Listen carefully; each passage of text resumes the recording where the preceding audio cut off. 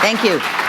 And we have Mayor Sharon Gaetz, please, from Chilliwack. And I just want to say thank you very much, Sharon, for hosting this meeting in your wonderful city. It's a pleasure to come out here. Thank you for having us. You guys did pay for the coffee and stuff, right? Yeah, you well, did do that. yeah, You're not stiffing us with the bill for this one, are you? No, Sharon, I'd never do that to you, dear. Well, good evening, and a special good evening to you, Lois, and to you, Greg. I know that you have an incredible job on your hands, and I want to thank you, first of all, because I know that this has been a Herculean task for you, that you have spent these 23 evenings. Greg, I know you've been away from your family. I know you guys all have other things you'd like to do. So honestly, in the spirit of good Chilliwack welcome, can we just thank them for that? We can thank them for that, right? Thank you.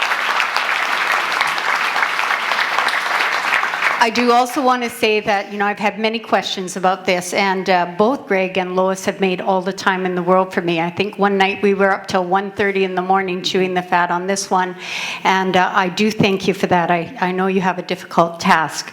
I thank you for coming out, but first of all, I want to say that I think you brought the wrong dog and pony show. This group is a little more savvy, and you hear them. They say they feel that they're being sold a bill of goods. I feel exactly the same way, I'm sorry to say.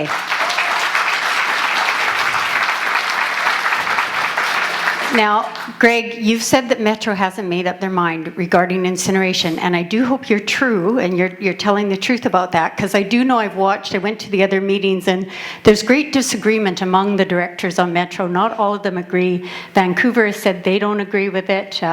Lois has said it's because they make money off it. I phoned Gregor, and Gregor's insulted by that. There is disagreement, and that's a great hope for the Fraser Valley, that they don't agree, right? But clearly, your solid waste management plan points in the direction of incineration, clearly. I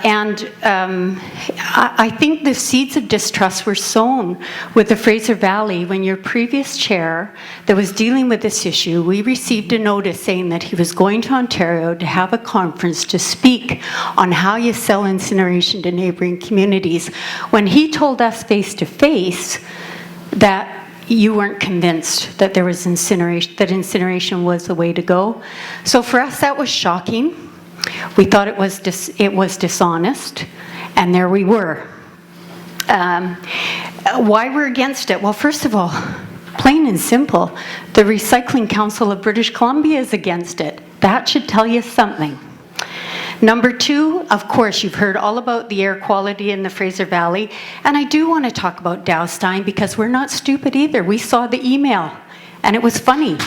We saw it. We saw the email that came from your staff with the reasons, which basically said that your staff was, they didn't use the word pissed off, because that would have been rude, but it did say that they were annoyed by the staff, and the politicians were annoyed by the comments that Dow Stein made, and in fact the funding was not going to be renewed. You know what makes us also worry is that you hired a tobacco industry person to come out who told people that there was no danger from first and second hand smoke. So we started to mistrust that.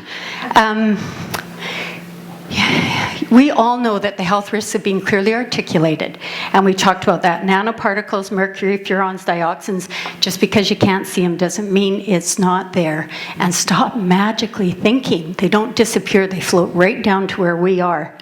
People who live in Metro should be very alarmed. This is not just a Fraser Valley issue, folks.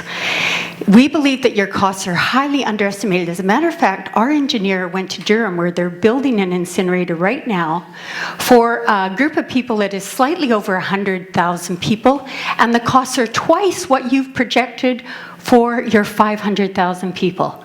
That should make you alarmed. An incinerator has three parts, folks. It has a burning part, it has a filtering part, and it has a part where waste energy comes.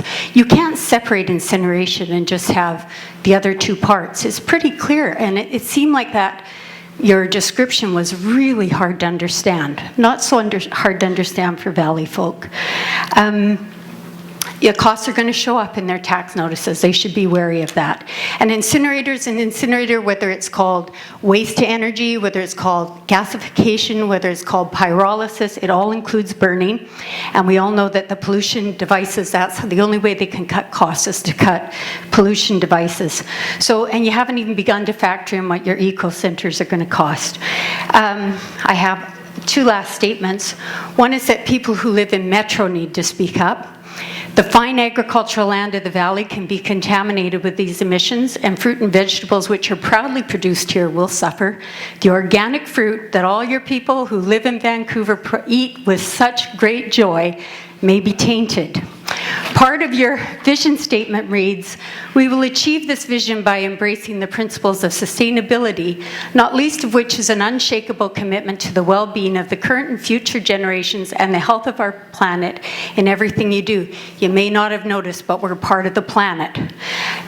Metro, you inspired us when you spoke up at SE2. What will you say when SE3 comes knocking? I am afraid you'll have to be silent. You've lost credibility. Thank you. Thank you.